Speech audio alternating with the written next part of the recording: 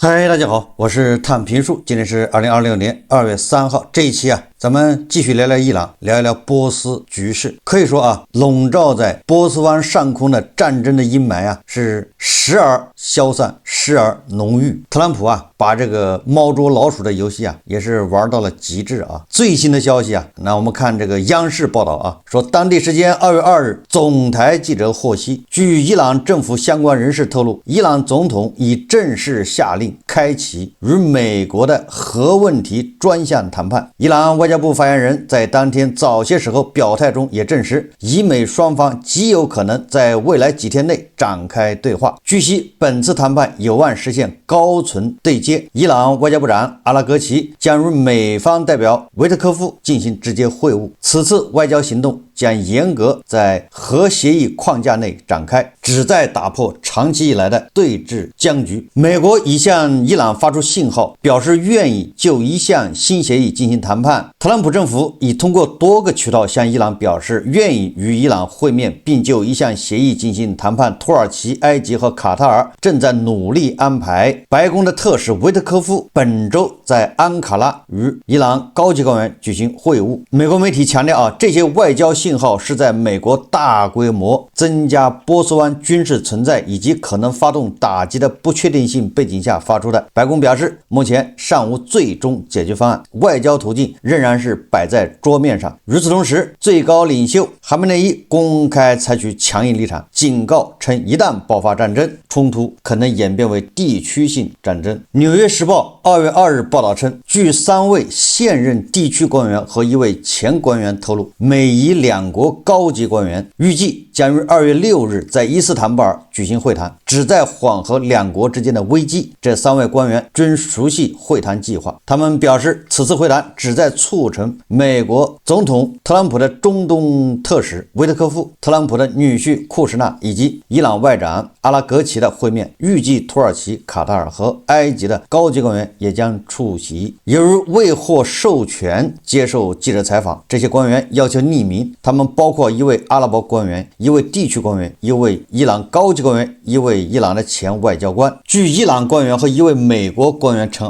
阿拉格齊和維特科夫通過短信直接溝通。我們看看這個特朗普他最近是怎麼說的美國總統特朗普當地時間2月2日下午在白宮對媒體表示，美國正在與伊朗對話，但同時非常強大的軍力也正在向當地部署。特朗普稱，他希望能看到通過談判達成一項協議，如果不行，可能會發生糟糕的事情，也就是還是在恐嚇同一天，美國國防部部長就是戰爭部部長郝格塞斯表示，如果伊朗不就其核計劃展開談判，美國軍方已做好採取行動的準備。但特朗普政府並不希望走向軍事對抗。郝格塞斯稱，美國不會允許伊朗具備核武器能力。他同時稱，美方目前並未考慮推動伊朗的政權更迭。戰爭部部長郝格塞斯也就是在那邊給這個美伊局勢，給中東的局勢降溫，以此安撫一下這個伊朗的神棍政權說目前美方並未考慮推動伊朗政權更迭。那言下之意就是你們最近最好识相一點，如果不识相的話，那麼後果很嚴重特朗普很生氣。到目前來看至少截止到現在，哈梅内伊和特朗普两個人這兩個80多歲的老頭一驚一乍的，一個是老流氓，一個是老和尚，兩老頭鬥狠，看上去可以鬆一口氣，但實際上是不是這麼回事呢？這個非常難說。特朗普有特朗普的难處，哈梅内伊有哈梅內伊的这個短處，這個是目前實際情況。首先是伊朗稱伊美有望舉行高規格談判，而且說的是總統佩澤西奇揚下令，對吧？這個伊朗啟動核談判，不是哈梅內伊下令是佩澤西奇揚，所以這個就要打一個大大的折扣這個佩澤西奇揚有多大的權力呢？有多大的權限呢？佩澤西奇揚就像一個上市公司的 CEO， 是個總經理，他不是董事長。談得好就好，谈得不好，伊朗的盤盘們呢，那一定会指責佩泽西奇揚賣國求榮，對吧？損害了伊朗的主權，到時候依然不算數。也就是特朗普政府跟佩泽西奇扬两个人在这兒談了半天，取得的任何會談成果，什麼所謂的協議都要打個問號，不是跟哈梅內伊談的。到時候哈梅內伊一看情況不對，立馬就跟這個佩澤西奇揚做切割，而這個佩澤西奇揚就成了一個背鍋俠。這是第一個第二個呢，路透社報道兩名以色列高級官員稱，預計美國總統特朗普的特使維特科夫2月3日將前往以色列與以色列高層會面。有媒體說以色列方面將在3日與到訪的維特科夫會談中提出針對伊朗的3步強硬要求，即在任何美國和伊朗可能達成的協議中，伊朗必須同意以下3條紅線，也就是以色列人已經畫了3條紅線。哪3條紅線呢？不發展核計劃，不發展彈道導彈計劃，不向包括威脅以色列所謂的恐怖組織在內的武裝代理人提供支持。這個3個要求咱們都已經熟悉了就說這個佩澤西奇揚他能同意哪一條？佩澤西奇揚哪一條他也做不了主。不發展核計劃，那這不是總統說了算，這是哈梅內伊說了算。不發展彈道導彈計劃，那這個可以說是伊朗神棍政權現在唯一保命，唯一還能讓美國和以色列忌憚的，對吧？伊朗現在號稱有3000枚彈道導彈，實在不行的話，我就魚死網破，全給你發到以色列，或者全給你發到這個什麼迪拜呀，對吧？那個中東那些繁華的地方，要麼就是美軍在中東的基地，3000枚彈道導彈可以讓你喝一壺。正因為伊朗有這些東西，所以說讓美國和以色列，對吧？採取任何行動，任何軍事打擊都有所忌憚。你現在自己說不發展彈道導彈計劃，這個在伊朗的盤們看來，你這就是把自己的手和腳給綁住，有點負荊請罪的意思那到時候不就任由猶太復國主義和美國的霸權主義任意欺凌？你還不能還手，你沒有還手的能力你沒有威脅的手段呢，人家想怎麼打怎麼打。所以這個伊朗的盤們能答應嗎？這不是開玩笑嗎？不向包括威脅以色列的所謂恐怖組織在內的武裝代理人提供支持，也就是抵抗之狐那支持中東的抵抗之狐，那是伊斯蘭革命的這個首要任務這是伊斯蘭革命衛隊存在的一個叫合理性，對吧？法理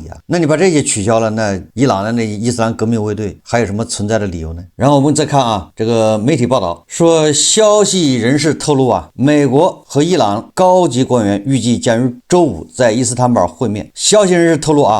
這個伊朗的外長阿拉格齊和美國特使維特科夫在這個伊斯坦布爾要直接談判。消息人士透露，伊朗願意關閉或暫停核計劃，這被視為一項重大讓步，但其更傾向於採納去年提出的建立區域性核電生產聯合體的提議。伊朗國家安全委員會秘書拉里賈尼近日在莫斯科與俄羅斯總統普京會晤，轉達了伊朗最高領袖哈梅內伊的信息，表明伊朗可同意將其濃縮鈾庫存運往俄羅斯，類似於2015年聯合全面行動計劃框架下的做法。什麼意思呢？就是伊朗暫時停止核計劃，然後呢，但是它民用這個核能的利用還要搞，只是怎麼搞呢？可以什麼區域性核電生產聯合體，也就是跟阿拉伯、沙特，然後跟什麼歐洲，對吧？合資，甚至跟俄羅斯，甚至不排除跟美國聯合搞這個民用的核電。核武器呢，暫停，完了之後把現在的這個濃縮鈾這些豐度50%到60%的這種濃縮鈾給它送到俄羅斯，放在那兒保存。特朗普能同意嗎？這不是扯淡嗎？說實話這個我昨天舉例子就像這個馬上要進宮的當太監，你說你不想割攬子，你寫個協議說我進了宮我絕對不亂來，保證不亂來，有什麼用呢？沒人信呢，對吧？特朗普說了我要攬子泡酒喝，也就是說伊朗你就不能有核能力，不是不能有核彈，對吧？這是兩碼事更不要說扔核彈了，對吧？你就不能有這個核能力，研究核彈的能力都不能有，否則這個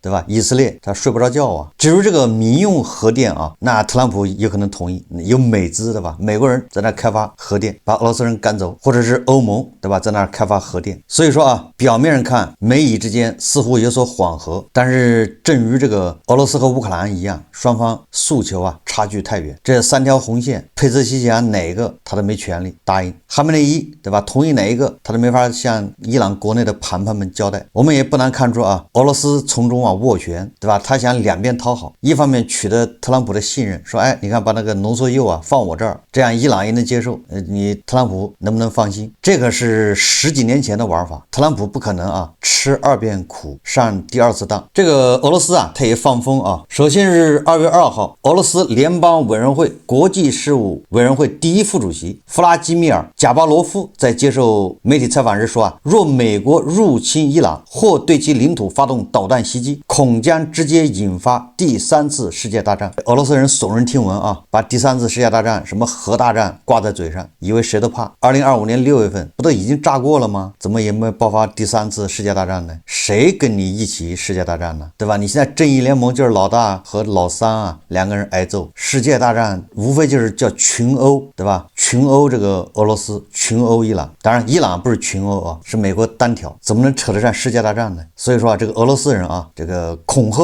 賈巴羅夫說啊，我們真誠希望美國不會對伊朗實施入侵或發動導彈襲擊之類的行動，因為那將直接導致第3次世界大戰的爆發。所以也能理解啊，這個俄羅斯的國防委員會秘書是吧，邵成实啊，到處串聯，恐怕他們想啊，到时候萬一美國打伊朗，那就第3次世界大戰。這麼說的話，實際上啊，地波老人是天天在那燒香拜佛啊，或者祈禱吧，希望這個特朗普啊，你最好打這個哈梅內伊，不打是孫子。賈巴羅夫拱火澆油啊，說啊，伊朗是一個幅員遼闊且武裝精良的國家，若伊朗實施反擊，其周邊多個國家都可能遭受波及，其中包括以色列及堅決反對對伊朗軍事干預的阿拉伯國家。他補充道，我並不認為僅憑導彈襲擊和轟炸就能為美國解決伊朗問題。這個俄羅斯人啊，叫拱火澆油啊，還沒完呢。俄羅斯瓦爾代國際辯論俱樂部專家安德烈·科爾圖諾夫向俄羅斯衛星通讯社表示啊，如果美國願意達成妥協，伊朗可能會同意開展談判。我認為美國應當先採取某些措施，伊朗才可能同意開展談判。如果美國以武力脅迫要求談判，我覺得德黑蘭不會屈服。如果美國在收到一些願意談判的信號後，調走自己的航母打擊群，或者展現出善意，那麼談判可能會進行。你看啊，這俄羅斯的專家還在這個拱火澆油啊，在這個煽動啊伊朗的神棍政權，但是俄羅斯人失望了啊，因為神棍政權扛不住了，絲滑的跪下了。這個俄羅斯的專家還說啊，伊朗不會在國防能力問題上做出讓步。這個專家說啊，每當提出談判路徑時，軍事升級對伊朗來說並非新鮮事。海德爾在訪談中指出，2025年6月遭受以美打擊後，伊朗變得更強，就越打越強啊，打不死的小強。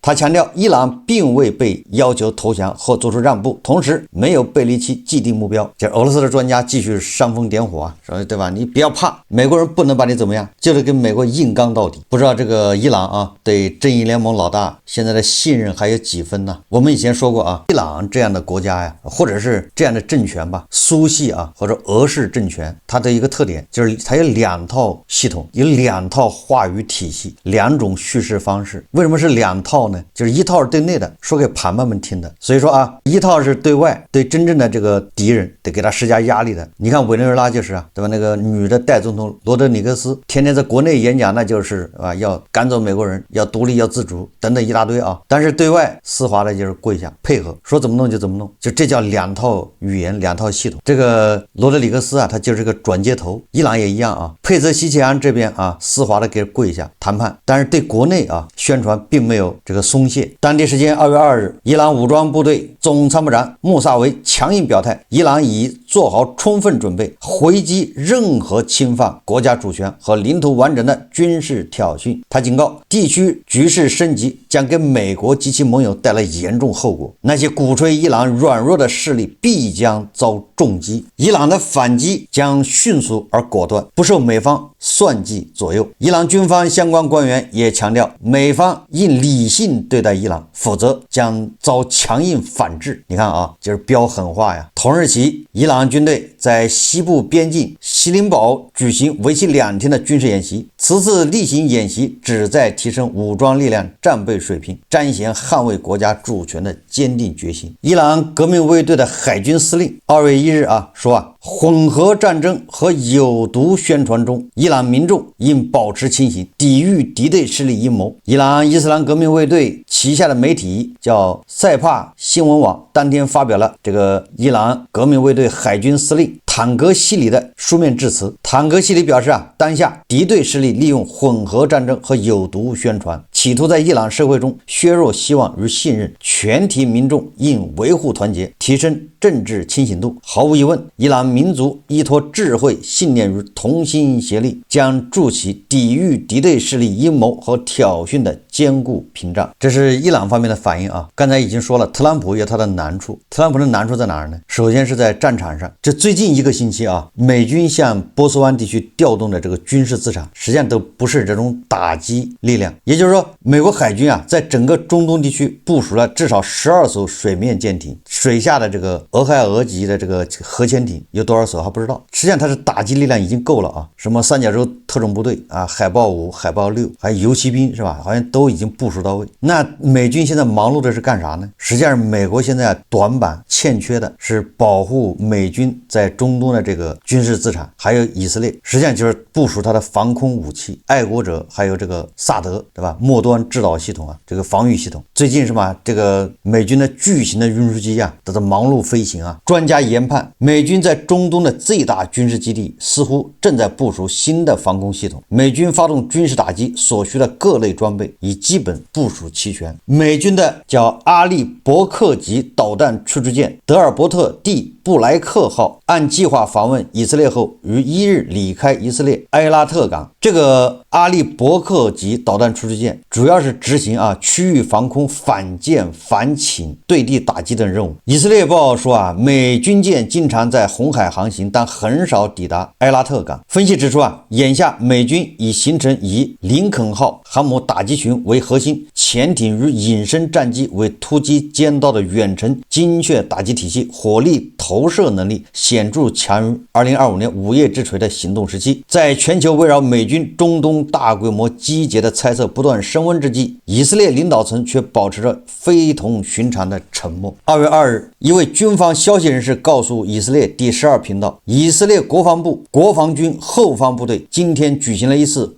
模擬伊朗導彈落下的演習。也就是說這個以色列現在在演習這個模擬伊朗的這個叫萬箭齊發，導彈雨落在以色列，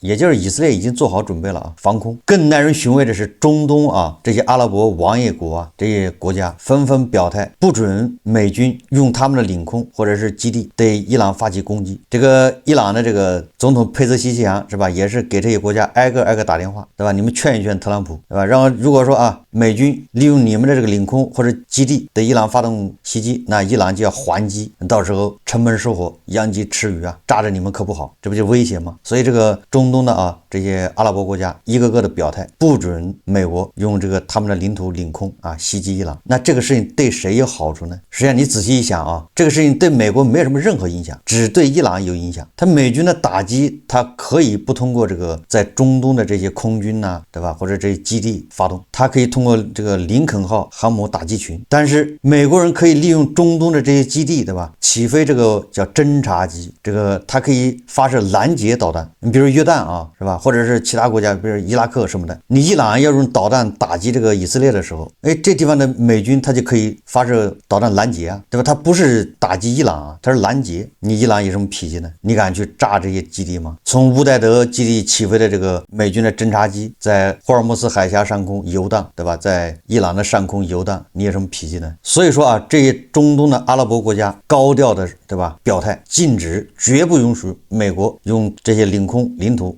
發動對伊朗的襲擊。所以美國人根本不在乎呢，對吧？特朗普根本就不鳥呢，因為沒影響沒有一點影響，只對伊朗有影響。這樣的話，伊朗你就沒有任何借口，對吧？襲擊中東這些國家，甚至沒有借口，對吧？封鎖什麼霍爾木茲海峽，美軍的這個各種加油機，對吧？從中東的這些空軍基地起飛，給美軍的戰機加油，你伊朗有脾氣嗎？沒有脾氣，對吧？從林肯號起飛的這個美軍的戰鬥機可以接受從什麼烏代德或者其他空軍基地起飞的加油机加油。所以我说啊，这个表面上一看啊，这个国际政治就这样啊，其實險惡的很。表面上看好像中東這些國家好像在幫伊朗，實際上背地裡都是什麼？背地裡希望你特朗普你要動手，你就來個痛快，就要乾脆利索啊，一次打就打到位，不要拖泥帶水。美國情報機構正在收集伊朗能夠封鎖霍爾木斯海峽的船隻數據，具體而言，正在收集位於格什姆島附近的大型駁船和自航大型船隻的信息。這些船隻可能被沉沒在通往霍爾木斯主要碳氫化合物，也就是那管道的